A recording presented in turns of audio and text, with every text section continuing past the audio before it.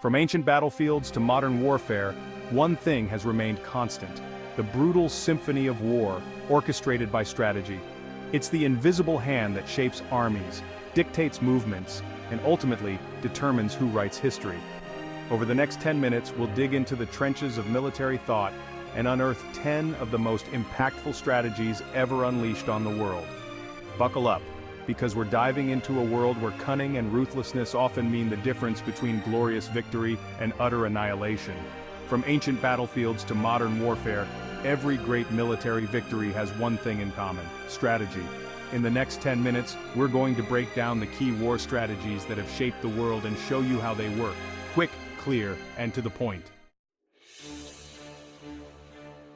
First up, we find ourselves staring down the barrel of the 20th century, on the precipice of a conflict that would redefine warfare itself: World War II.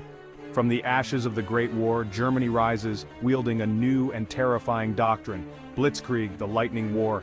Panzer divisions, steel predators unleashed, tearing through enemy lines with terrifying speed. Overhead, the Luftwaffe rains down destruction, crippling communication and sowing chaos. On the ground, highly mobile infantry units exploit the gaps torn open by the armored spearhead. Blitzkrieg was a symphony of violence, a coordinated dance of mechanized units, a strategy of speed, surprise, and overwhelming force designed to shatter the enemy's will. Poland, 1939. Blitzkrieg's first victim. The world watched in stunned horror as the German war machine swept across Poland. Now, we journey to the jungles of Vietnam, where the battlefield transforms into a shadowy labyrinth, and the lines between soldier and civilian blur. Here we encounter a different breed of warfare, one that shuns traditional battlefields and grand offensives for the art of stealth, ambush, and attrition: guerrilla warfare.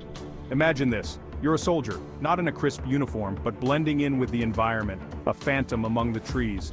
Your enemy, a technologically superior force, controls the skies and the cities, but you control the jungle.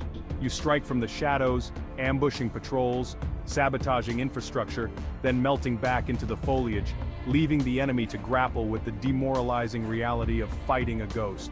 Guerrilla warfare is the weapon of the underdog, of those who understand that survival hinges not on matching the enemy's firepower, but on outsmarting them. Journey back to the rise of one of history's most enduring empires, Rome. The Roman legions, famed for their discipline, were masters of conquest, not just by force. They used a cunning strategy: divide and conquer. Facing a vast enemy coalition, they divided, exploiting rivalries, isolating enemies, and striking at their weakest. Divide and conquer turned strength into weakness. From Gaul to the Hellenistic East, Rome expanded through this strategy. The year is 1916. The world is locked in a titanic struggle, the First World War. Gone are the romantic notions of glorious charges and swift victories.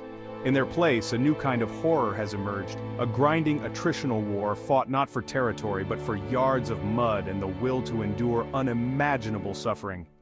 Picture this: you're a soldier, hunkered down in a trench, the air thick with the stench of death and cordite. Across no man's land, a desolate wasteland of barbed wire and shell craters, lies the enemy, a mirror image of your own misery. Each day, each hour, is a grueling test of endurance, a relentless barrage of artillery fire, machine gun bursts, and desperate charges that inevitably end in a maelstrom of blood and shattered bodies. Attrition warfare is the antithesis of Blitzkrieg. It's a slow, agonizing war of resources, a gruesome calculus of death. World War I, with its endless trenches, its millions of casualties, stands as a chilling monument to the horrors of attrition warfare. Fast forward to the 21st century, to the deserts of Iraq, and you'll witness the evolution of warfare, shock, and awe. This strategy embraces the full destructive potential of modern weaponry, designed to paralyze the enemy's command structure. Imagine. The night sky erupts as hundreds of cruise missiles rain down on enemy targets, crippling their defense. Tanks and armored vehicles surge across the desert, supported by helicopter gunships and fighter jets. Shock and awe is about speed, precision, and overwhelming firepower. The 2003 invasion of Iraq is a stark example of shock and awe in action.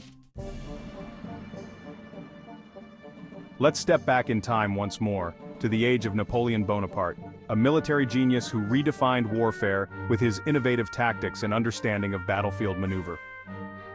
One of his most effective strategies was the flanking maneuver, a tactic as old as warfare itself, but one that Napoleon elevated to an art form. Picture this. Two armies face each other, lines drawn, muskets loaded, the tension palpable. A frontal assault would be a bloodbath, a costly test of courage against firepower. But instead of meeting force with force, you send a detachment of your army, under the cover of darkness or terrain, to circle around the enemy's flank, to strike them from the side, where they are weakest and least expected. Flanking maneuvers are all about exploiting the enemy's vulnerabilities, about hitting them where they least expect it. Napoleon, a master of battlefield tactics, used flanking maneuvers to devastating effect in battles like Austerlitz and Jena, outmaneuvering and crushing his opponents. But flanking maneuvers are not without risk. They require precise timing, coordination, and a deep understanding of the terrain. War is never pretty, but some strategies embrace a level of ruthlessness that chills the soul. Scorched earth is one such strategy, a brutal tactic of denial, designed to cripple the enemy by depriving them of the resources they need to wage war. Imagine your homeland is occupied by a ruthless enemy. Resistance seems futile. So, you resort to a desperate and terrible measure. You burn your own fields, destroy your own infrastructure, poison your own wells. You leave nothing for the enemy to exploit, turning your once prosperous land into a desolate wasteland. Scorched earth is the ultimate act of defiance, a desperate gamble to deny the enemy victory, even at the cost of self-inflicted suffering. History is replete with examples of scorched earth tactics from ancient times to the 20th century. Chapter 8. Psychological Warfare: Winning Hearts, Breaking Minds. War is not always fought on battlefields with guns and tanks. Sometimes the most effective weapons are words, images, and ideas. This is the realm of psychological warfare, a strategy that targets the enemy's minds, not their bodies, aiming to demoralize, disinform, and ultimately break their will to fight. Imagine, you're a soldier, but your battlefield is the airwaves, the printing press, the rumor mill. Your weapons are leaflets dropped from planes, radio broadcasts filled with propaganda, rumors spread through clandestine networks. Your goal is not to kill the enemy, but to convert them, to turn them against their own leaders, to sow doubt and discord within their ranks. Psychological warfare is a battle for hearts and minds, a war of narratives and perceptions. Chapter 9. Naval Blockade: Cutting Off Supply Lines. In a world dominated by global trade and interconnected economies, controlling the seas is paramount to military success.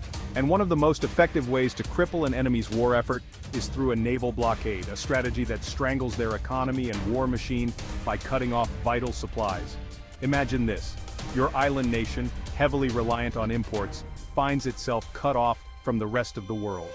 Enemy warships patrol your coastlines, intercepting and destroying any ships attempting to reach your ports. Food, medicine, fuel, raw materials, all the essentials of life and war become scarce, prices skyrocket, and your economy grinds to a halt.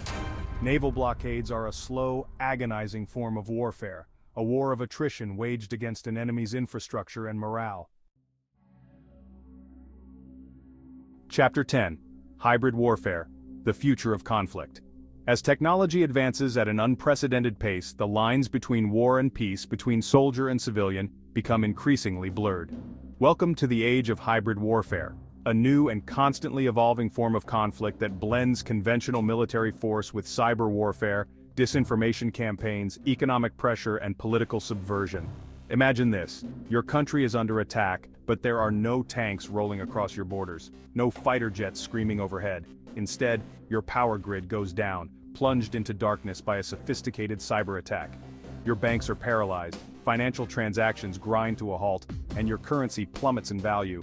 Meanwhile, your social media feeds are flooded with fake news and propaganda, sowing discord and undermining trust in your government. Hybrid warfare is about exploiting the vulnerabilities of interconnected societies, about using a combination of overt and covert means to destabilize and weaken an enemy without resorting to full-scale war. Outro: The Evolution of War Strategies for a New Millennium. And there you have it, 10 war strategies that have shaped the course of history, from the ancient world to the digital age. Each strategy, a testament to human ingenuity and ruthlessness, offers a unique glimpse into the ever-evolving nature of warfare. Some strategies like blitzkrieg and shock and awe rely on speed and overwhelming force. Others like guerrilla warfare and attrition warfare embrace patience, cunning, and the willingness to endure. But one thing remains constant: the human capacity for both innovation and destruction. As technology continues to advance, the strategies of war will continue to evolve, becoming more sophisticated, more unpredictable, and potentially even more devastating.